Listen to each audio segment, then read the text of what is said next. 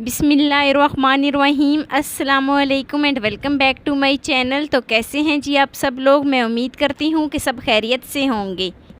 तो आज मैं आपके लिए स्नैक्स की रेसिपी लेके आई हूँ, किस तरीके से बनाए जाते हैं। सिर्फ़ और सिर्फ 2 आलू से हम किस तरीके से इतने क्रिस्पी मज़ेदार से स्नैक्स जो है वो बना सकते हैं। क्यों जब हम गरम ऑयल में स्नैक्स डालते हैं तो टूट जाते हैं, बिखर जाते हैं, और क्यों जब हम इनकी कटिंग करते हैं तो बिल्कुल सही तरीके से इनकी कटिंग नहीं होती। तो आज की वीडियो में इन्हीं मुश्किलात का हल बताऊंगी आपको। तो चलिए शुरू करते हैं। लेकिन वीडियो शुरू करने से पहले यहाँ पर आपसे छोटी सी एक रिक्वेस्ट है कि चैनल पे न्यू है तो प्लीज़ चैनल को जल्दी से सब्सक्राइब कर दें और बेल आइकॉन को प्रेस कर दें ताकि मेरी डेली की वीडियो आप तक पहुँच सके। बिस्मिल्लाहिर्रहमानिर्रहीम। तो यहाँ पर मैंने छोटे छोटे 3 से 4 अदद आलू लिए हैं। तो यहाँ पर आलू को मैं इस तरीके से मोटा मोटा इस तरीके से कट कर लूँगी। तो सारे आलू जो हैं वो यहाँ पर मैं बिल्कुल इसी तरीके से इनकी कटिंग कर लूँगी।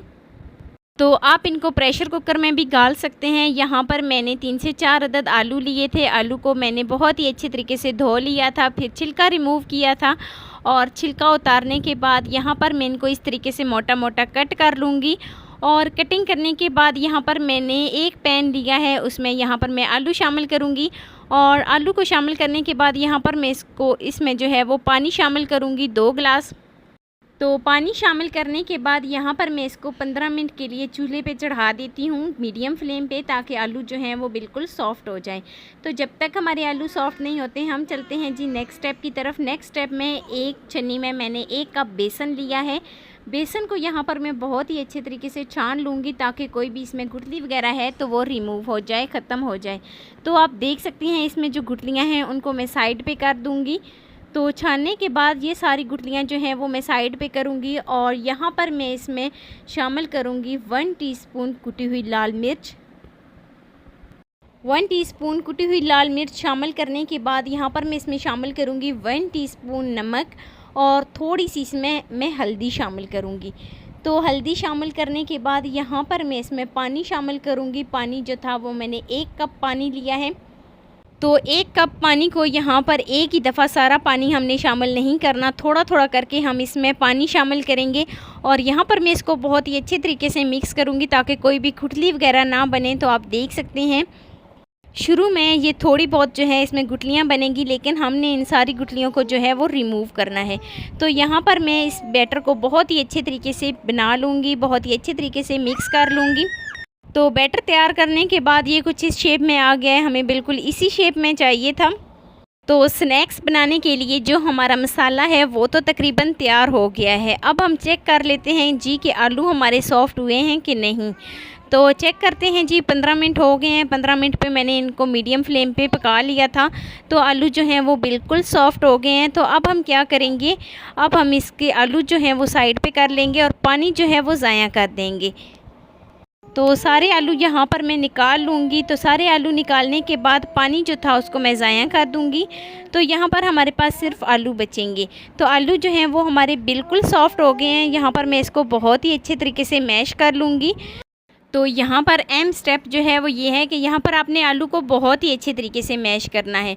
अगर आप आलू को बहुत अच्छे तरीके से मैश नहीं करेंगे तो आपके स्नैक्स जो हैं वो परफेक्ट तरीके से तैयार नहीं होंगे। तो यहाँ पर मैं आपको इसकी फ़ाइनल लुक दिखाती हूँ। मैंने मैश कर लिए हैं आलू, तो मैं आपको इसकी फ़ाइनल लुक दिखाती हूँ। तो ये है जी इसकी फ़ाइनल लुक। आपने भी जब कभी स्नैक्स बनाने हैं तो बिल्कुल इसी तरीके से आपने मैश करना है आलू को। तो मैश करने के बाद यहाँ पर मैंने जो बेसन तैयार किया था, जो हमने मसाला तैयार किया था स्नैक्स के लिए, वो इसके ऊपर इस तरीके से डाल देंगे। तो स्नैक्स के ऊपर मसाला डालने के बाद लो फ्लेम पर यहाँ पर मैं इसको पका लूँगी ताकि इसमें जो एक्स्ट्रा पानी है वो ड्राई हो जाए। ये अहम स्टेप है क्योंकि जब हम स्नैक्स बनाते हैं और उसकी कटिंग करते हैं तो स्नैक्स जो हैं वो टूट जाते हैं या फिर उनकी सही से कटिंग नहीं होती। तो यही एक अहम स्टेप होता है कि हम जो है जब भी हम स्नैक्स बनाते हैं तो बिल्कुल उसको ड्राई इस तरीके से कर लें। तो यहाँ पर मैं इसमें थोड़ा सा घी शामिल करूँगी ताकि ये जो है नीचे ना लगें, तो इसीलिए यहाँ पर मैंने इसमें थोड़ा सा घी शामिल किया है। तो घी शामिल करने के बाद यहाँ पर मैं इसको बहुत ही अच्छे तरीके से मिक्स करूँगी और यहाँ पर मैं इसको बिल्कुल लो फ्लेम पे 3 से 4 मिनट के लिए जो है वो पकाऊँगी। तो 3 से 4 मिनट हो गए हैं और 3 से 4 मिनट होने के बाद ये कुछ इस शेप में आ जाएंगे।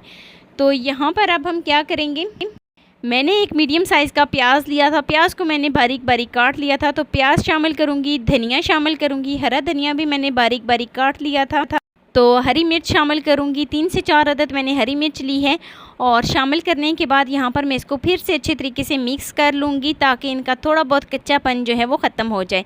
वैसे तो जब हम इनको फ्राई करेंगे तो इनका कच्चापन जो है वो ख़त्म हो ही जाएगा, लेकिन यहाँ पर जो है मैं बहुत ही अच्छे तरीके से इसको मिक्स करूँगी और मिक्स करने के बाद मैं इसको एक ट्रे में जो है वो सेट कर लूँगी। तो 2 से 3 मिनट हो गए हैं और यहाँ पर मैं फ्लेम को ऑफ़ करती हूँ और फ्लेम को ऑफ़ करने के बाद यहाँ पर मैं इसको एक ट्रे में सेट कर लेती हूँ। ना ही ये स्नैक्स जब हम इनको फ्राई करेंगे तो टूटेंगे और ना ही जब हम इनकी कटिंग करेंगे तो ख़राब होगी कटिंग। आप जिस तरीके से भी कटिंग करेंगे परफेक्ट तरीके से इसकी कटिंग होगी। और यहाँ पर एक और अहम स्टेप, जब हम इसकी कटिंग करते हैं स्नैक्स की तो स्नैक्स टूट क्यों जाते हैं वो मैं आपको आगे चल के बताऊँगी कि क्यों टूटते हैं। तो यहाँ पर जितने भी मेरे पास जो हमने आलू मैश किए थे उनको मैं एक ट्रे में इस तरीके से सेट कर लूँगी। तो सारे आलू को मैं यहाँ पर एक ट्रे में इस तरीके से सेट करूँगी। आप जितने पतले इनको रखना चाहते हैं आप उस हिसाब से जो है वो इनको सेट कर सकते हैं। तो मैंने एक ट्रे में इस तरीके से सारे फैला लूँगी और फैलाने के बाद इनको बहुत ही अच्छे तरीके से सेट कर लूँगी। तो यहाँ पर मैं इसको इस तरीके से सेट करूँगी और सेट करने के बाद हल्का हल्का सा ऊपर से प्रेस करूँगी। अब आप ये सोच रहे हैं कि ना तो नीचे बटर पेपर है और ना ही ये हमने जो है इसके नीचे घी लगाया है, तो फिर ये निकलेंगे कैसे, वो भी मैं आपको आगे चल के स्टेप समझाती हूँ। तो यहाँ पर मैंने एक ट्रे में इसको सेट कर लिया है। तो यहाँ पर मैं इसको आधा घंटा फ्रिज में रखती हूँ। तो फ्रिज में रखने के बाद आप देख सकते हैं ये बहुत ज़्यादा सख्त हो गए हैं। तो अब यहाँ पर मैं इसकी कटिंग कर लेती हूँ। आप जिस तरीके से भी चाहें इसकी कटिंग कर सकते हैं। तो यहाँ पर मैंने इस तरीके से इसकी कटिंग की है। तो फ्रिज में रखने का फ़ायदा ये होता है कि हम जिस तरीके से भी इसकी कटिंग करें, जिस तरीके से भी हम इनको निकालें, ये बआसानी निकल आएंगे और जब हम इनकी कटिंग करेंगे तो ये कटिंग जो है वो ख़राब नहीं होगी, बिल्कुल सही होगी। जिस तरीके से भी आप कटिंग करना चाहते हैं बिल्कुल उसी शेप में आएंगे जिस तरीके से आप जो है वो कट इनको करना चाहते हैं। तो बिल्कुल उसी शेप में जो है वो निकलेंगे। तो यहाँ पर मैंने इनको आधा घंटा फ्रिज में रखा था।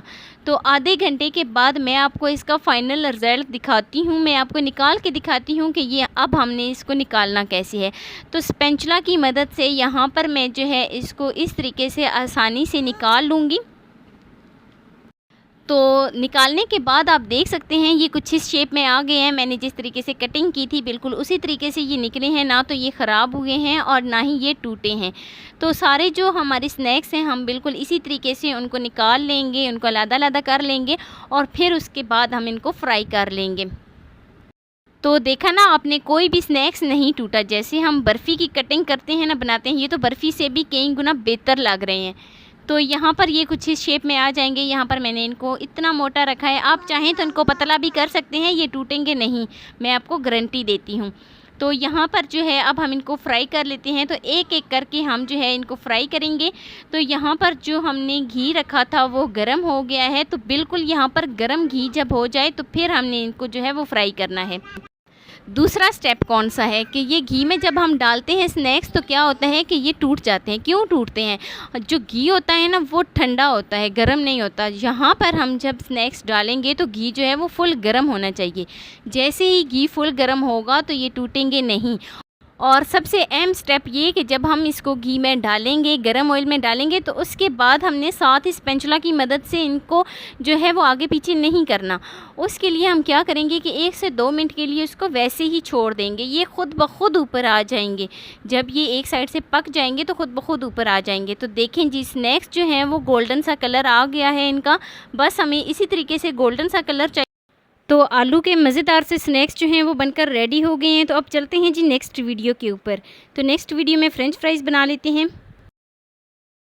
बिस्मिल्लाहिर्रहमानिर्रहीम, अस्सलामु अलैकुम and welcome back to my channel. करने से पहले आप सबसे रिक्वेस्ट है कि चैनल पे न्यू है तो चैनल को जल्दी से सब्सक्राइब कर दें और बेल आइकन को प्रेस कर दें ताकि मेरी डेली की वीडियो आप तक पहुंच सके।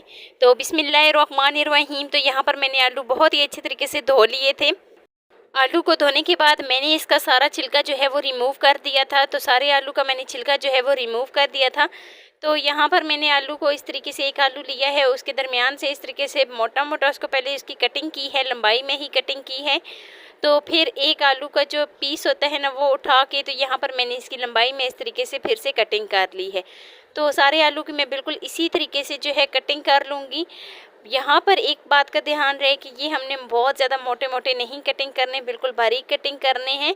और बिल्कुल आपके आलू जो है वो बारीक ही कटिंग होनी चाहिए, क्योंकि इससे आलू एक तो जल्दी फ्राई हो जाते हैं, दूसरा जब हम इसके अंदर मसाला लगाते हैं ना तो मसाला जो है वो बहुत ही अच्छे तरीके से, जो कोटिंग होती है ना वो बहुत ही अच्छे तरीके से होती है।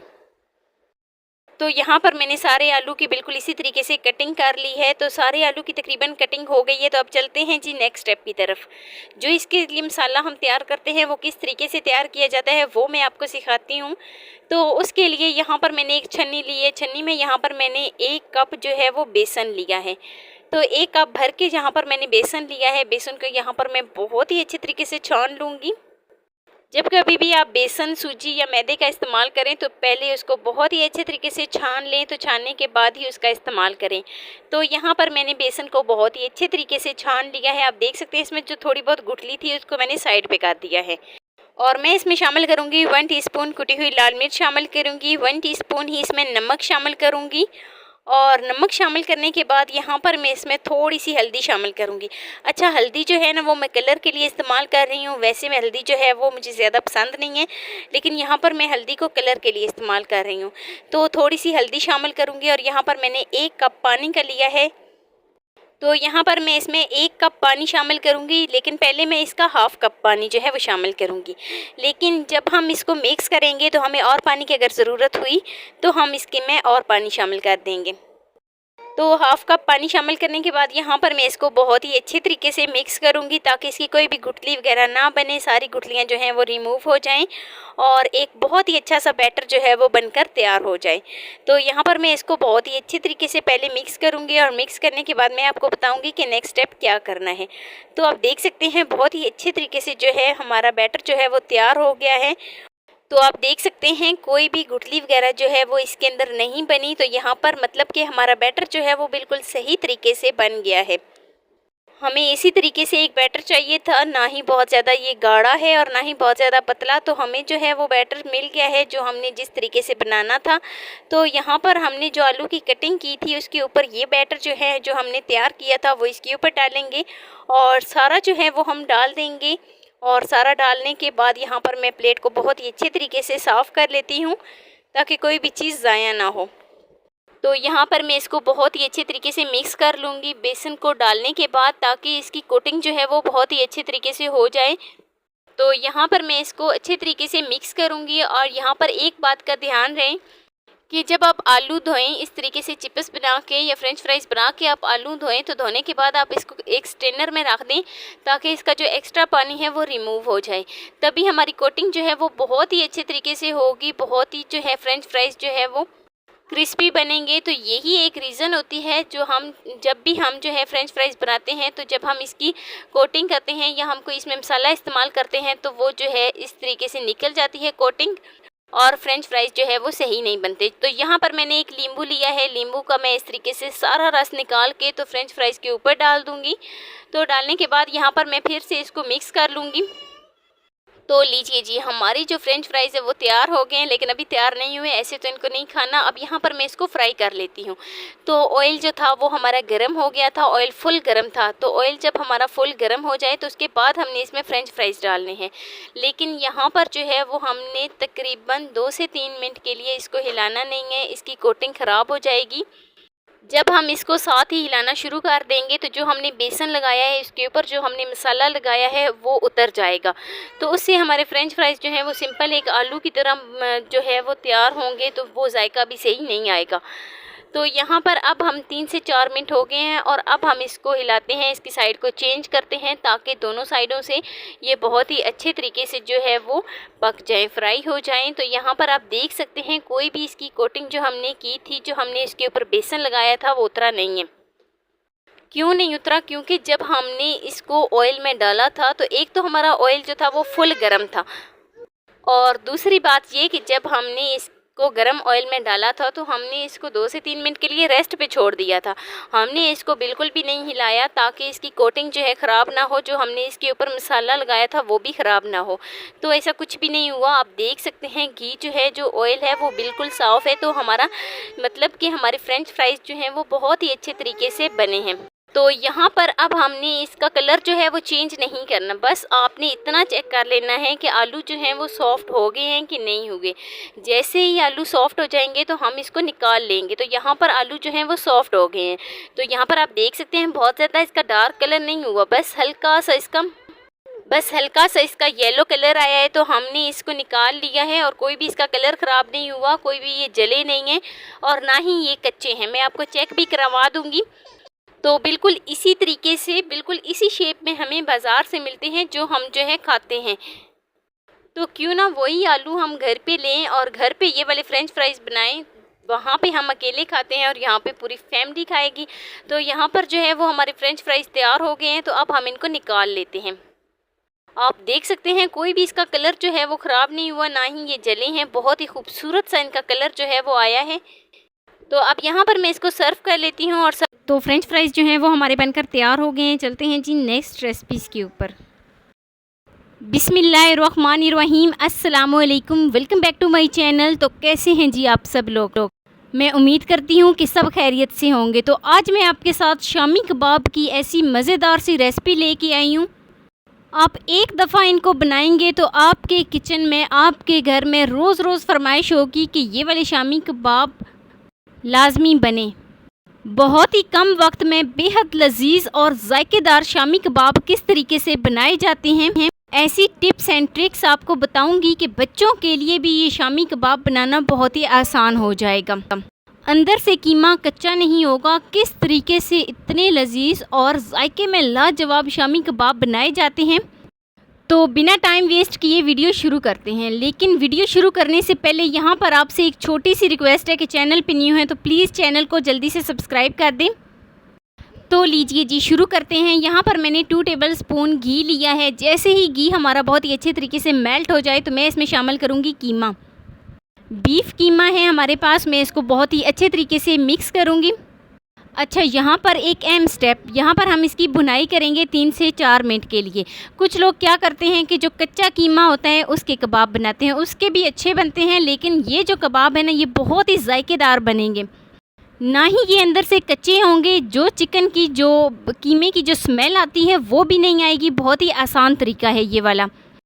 तो लीजिए जी, यहाँ पर हम बुनाई करेंगे कीमे की 3 से 4 मिनट के लिए। देखें अभी आपको ये पानी नज़र आ रहा है, हमने इस पानी को ख़त्म करना है। अगर हम कच्चे कबाब बनाएं तो ये पानी ड्राई नहीं होता और कबाब जो हैं वो सही नहीं बनते। तो लीजिए जी, जो पानी है वो काफ़ी हद तक ड्राई होना शुरू हो गया है। हम इसको बहुत ही अच्छे तरीके से मिक्स करेंगे।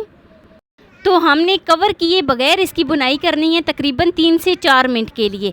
यहाँ पर हमने इसको कवर नहीं करना, इससे क्या होगा कि जो कीमे के अंदर स्मेल है वो बहुत ही अच्छे तरीके से रिमूव हो जाएगी। तो लीजिए जी, पानी जो था वो सारा ड्राई हो गया है। आप देख सकती हैं, आपको इसमें कोई भी पानी वगैरह नज़र नहीं आ रहा। अच्छे तरीके से मिक्स करेंगे और अब मैं इसमें शामिल करूंगी एक मीडियम साइज़ का प्याज। प्याज को मैंने फाइनल चॉप कर लिया था इस तरीके से। तो अब मैं इसमें प्याज शामिल करूंगी, बहुत ही अच्छे तरीके से मिक्स करूंगी। तो 1 से 2 मिनट के लिए हम इसकी बुनाई करेंगे ताकि जो हमने इसमें प्याज शामिल किया है उसका कच्चापन जो है वो ख़त्म हो जाए। तो देखें 1 से 2 मिनट बुनाई करने के बाद और अच्छे तरीके से मिक्स करने के बाद मैं इसमें शामिल करूंगी 1 से 2 अदद हरी मिर्च। और हरी मिर्च को शामिल करने के बाद मैं बहुत ही अच्छे तरीके से इसको मिक्स कर लूँगी। तो अब बारी आती है मसाले शामिल करने की। हाफ़ टी स्पून में इसमें सुरख मिर्च शामिल करूंगी और सुरख मिर्च शामिल करने के बाद हाफ़ टी स्पून में इसमें धनिया पाउडर शामिल करूंगी और हाफ़ टी स्पून इसमें मैं नमक शामिल करूंगी। हाफ़ टी स्पून ही मैं इसमें हल्दी शामिल करूंगी और बहुत ही अच्छे तरीके से मिक्स करूंगी। इतना हमने इसको पकाना है 3 से 4 मिनट के लिए ताकि जो हमने इसमें मसाले शामिल किए हैं वो बहुत ही अच्छे तरीके से मिक्स हो जाएँ। तो यहाँ पर मैं इसकी बुनाई करूँगी बहुत ही अच्छे तरीके से 2 से 3 मिनट के लिए ताकि मसालों का कच्चापन ख़त्म हो जाए। तो यहाँ पर कीमे की बुनाई बहुत ही अच्छे तरीके से हो गई है। तकरीबन कीमा जो है वो बनकर तैयार हो गया है। तो इसमें मैंने कुछ भी शामिल नहीं किया, सिर्फ प्याज और कीमा।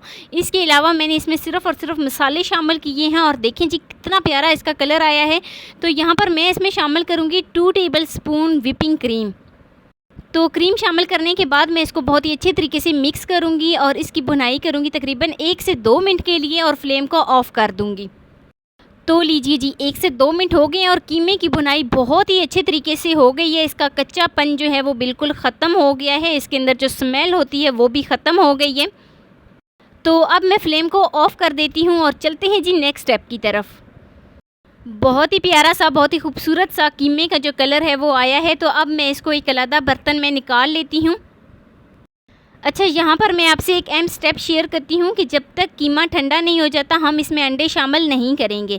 अच्छा, अगर ये गरम गरम में हम अंडे शामिल करेंगे तो ये सही से जुड़ेंगे नहीं आपस में। तो लीजिए जी कीमा जो है वो बिल्कुल ठंडा हो गया है।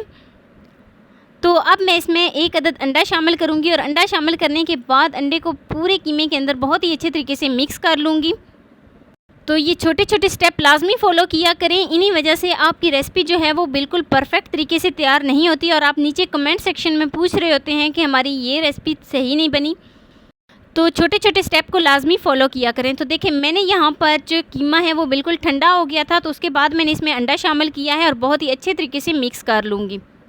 तो लीजिए जी कीमा बहुत ही अच्छे तरीके से मिक्स हो गया है। तो अब हम थोड़ा सा इस तरीके से कीमा लेंगे और उसकी छोटी छोटी हम टिक्कियाँ बना लेंगे। तो टिक्कियाँ जो हैं वो ना ही हमने बहुत ज़्यादा बड़ी बनानी है और ना ही बहुत ज़्यादा छोटी, बस हमने दरमियाने साइज़ की बनानी है। तो इस तरीके से हम इसको गोल गोल घुमाएंगे, पेड़े की फॉर्म में पहले लेके आएंगे, फिर हल्का सा ऊपर से प्रेस करेंगे तो हमारी एक टिक्की जो है वो बनकर तैयार हो गई है। तो बाकी की जो टिक्कियाँ हैं वो भी मैं बिल्कुल इसी तरीके से तैयार कर लूँगी। ये देखिए जी बिल्कुल राउंड शेप में होनी चाहिए और एक टिक्की जो है वो हमारी परफेक्ट तरीके से तैयार हो गई है। तो सारी टिक्कियाँ मैं बिल्कुल इसी तरीके से तैयार कर लूँगी और इनको एक अलग बर्तन में रख दूँगी, फिर इनको फ्राई कर लेंगे। अगर आपको टिक्कियाँ बनाने में थोड़ी सी मुश्किल हो रही है, हाथों के साथ कीमा जो है वो चिपक रहा है, तो आप क्या करें कि थोड़ा सा घी या ऑयल जो है वो हाथों पे लगा लें, तो वो हाथों के साथ नहीं चिपकेंगी, आप बहुत ही आसानी के साथ बना लेंगे। तो सारी टिक्कियाँ जो हैं वो मैंने तैयार कर ली हैं और ऑयल जो है वो हमारा गर्म हो गया है। तो अब मैं इनको फ्राई कर लेती हूँ। एक एक करके मैं सारी टिक्कियाँ इसमें डालूँगी। तो सारे कबाब जो हैं वो मैंने घी में शामिल कर दिए हैं। तो देखें यहाँ पर घी जो है वो बहुत ज़्यादा गर्म नहीं है, बस लो टू मीडियम फ्लेम है। तो लो टू मीडियम फ्लेम पे मैं दोनों साइडों से बहुत ही अच्छे तरीके से कबाब जो हैं वो फ्राई कर लूँगी। तो देखिए एक साइड से हमारा बहुत ही खूबसूरत सा प्यारा सा कलर आ गया है। अब हम साइड को चेंज करेंगे। बहुत ज़्यादा आपने इनको फ्राई नहीं करना, क्योंकि हम कीमे को पहले ही जो है उसको पका चुके हैं, बहुत ही अच्छे तरीके से हमने उसकी भुनाई की है।